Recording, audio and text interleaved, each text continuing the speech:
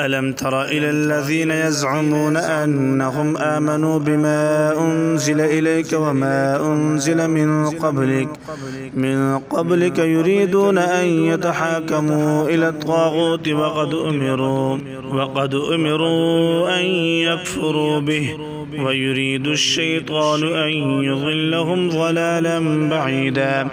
وإذا قيل لهم تعالوا إلى ما أنزل الله وإلى الرسول رأيت المنافقين يصدون عنك صدودا.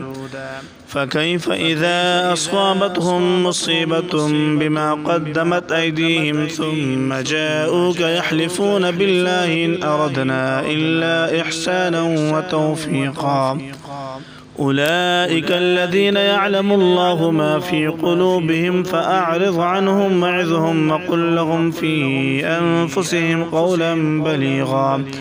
وما أرسلنا من رسول إلا ليطاع بإذن الله ولو أنهم إذ ظلموا أنفسهم جاءوك فاستغفروا الله واستغفر لهم الرسول لوجدوا الله توابا رحيما.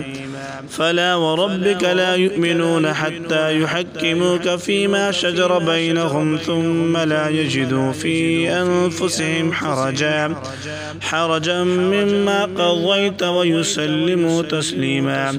ولو أنا كتبنا عليهم أن اقتلوا أنفسكم أو اخرجوا من دياركم ما فعلوه إلا قليل منهم ولو أنهم فعلوا ما يوعظون به لكان خيرا لهم وأشد تثبيتا.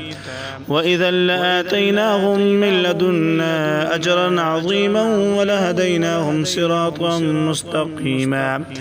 ومن يطع الله والرسول فأولئك مع الذين أنعم الله عليهم من النبيين والصديقين والشهداء والصالحين وحسن أولئك رفيقا.